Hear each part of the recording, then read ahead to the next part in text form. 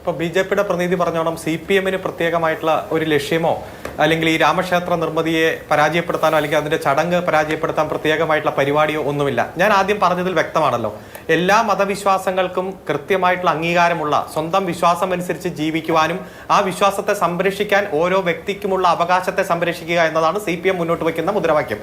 ഇവിടെ രാമക്ഷേത്ര നിർമ്മിതി എന്നുള്ളത് പൂർത്തീകരിക്കുകയാണ്. ആ പൂർത്തീകരിക്കുമ്പോൾ ഭരണഘടന തൊട്ട് സത്യം ചെയ്ത ഇന്ത്യയുടെ പ്രധാനമന്ത്രി ആരോടും കൂടുതൽ മമതയോ വിദ്വേഷമോ കാണിക്കില്ലെന്നും അമിതമായിട്ടുള്ള ബന്ധം കാണിക്കില്ലെന്നൊക്കെ പറഞ്ഞ് ഭരണഘടനാ വാചകങ്ങൾ സത്യപ്രതിജ്ഞ ചെയ്തു വന്ന പ്രധാനമന്ത്രി ഇതിന്റെ നിർമ്മാണ ഘട്ടത്തിലും ശിലാസ്ഥാപനം മുതൽ വഹിച്ചുകൊണ്ടിരിക്കുന്ന പങ്ക്, അതുപോലെ ഉദ്യോഗസ്ഥ വൃന്ദം, മുഖ്യമന്ത്രി, മറ്റു മന്ത്രിമാർ, ബ്യൂറോക്രസി മൊത്തം വഹിച്ചുകൊണ്ടിരിക്കുന്ന പങ്ക്.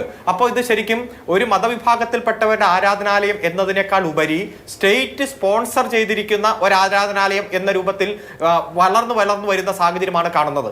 ഇത് ഒരു മതത്തിന്റെ വിശ്വാസത്തെ കൂടുതൽ പ്രാധാന്യത്തോടെ കാണുന്ന, അത് മാത്രമാക്കി മാറ്റുന്ന, അതിന് ഭരണകൂടം എല്ലാ തരത്തിലുള്ള പിന്തുണ കൊടുക്കുന്ന പയ്യെ ഒരു ഫാസിസ്റ്റ് രാജ്യമായി, ഒരു മതം മാത്രമുള്ള രാജ്യമാക്കി ഈ രാജ്യത്തെ മാറ്റാനുള്ള ശ്രമമാണോ എന്ന് ഞങ്ങൾ ഭയപ്പെടുന്നു.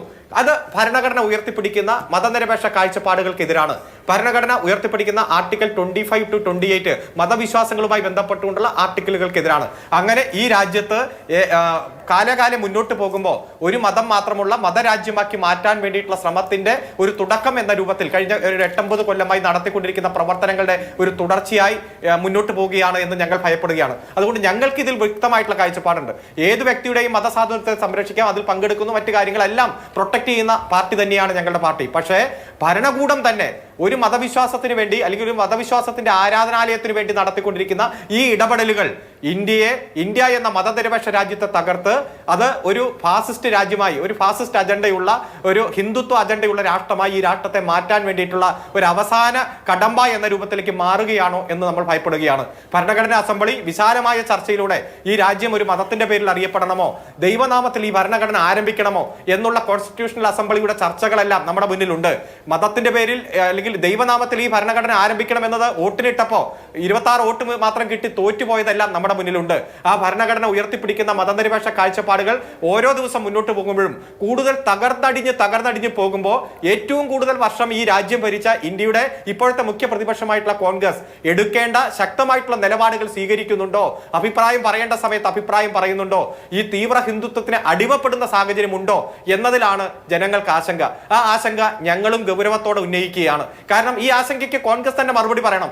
ഇവിടെ മറുപടി പറയേണ്ട സമയത്ത് മറുപടി പറയാതെ കോൺഗ്രസ് ഈ തീവ്ര ഹിന്ദുത്വത്തിന് കീഴടങ്ങുമ്പോൾ കോൺഗ്രസിന് തന്നെയാണ് ഏറ്റവും വലിയ നഷ്ടം. ഇപ്പോൾ നാം അടുത്ത കാലത്തെല്ലാം തെരഞ്ഞെടുപ്പ് പ്രക്രിയയുടെ ഭാഗമായിട്ടെല്ലാം നമ്മൾ കാണുകയാണ്. പച്ചയായി രാഷ്ട്രീയം പറയേണ്ട സമയത്ത് രാഷ്ട്രീയം പറയുന്നില്ല, ഭരണഘടന ഉയർത്തിപ്പിടിക്കേണ്ട സമയത്ത് ഭരണഘടന ഉയർത്തിപ്പിടിക്കുന്നില്ല.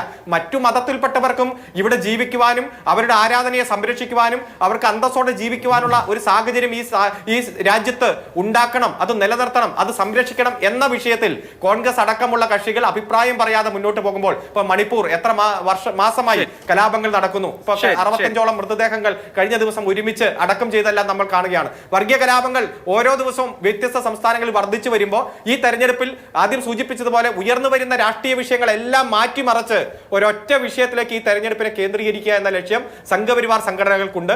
അതിലേക്ക് ഈ ജനുവരി, ഫെബ്രുവരി, മാർച്ച് മാസങ്ങളെ മാറ്റാനാണ് ശ്രമിക്കുന്നത്. ആ ശ്രമത്തെ ഞങ്ങൾ എതിർക്കും. ശക്തമായി തന്നെ അതിനെതിരെ നിലപാട് സ്വീകരിക്കുന്ന സാഹചര്യം ഉണ്ടാകും.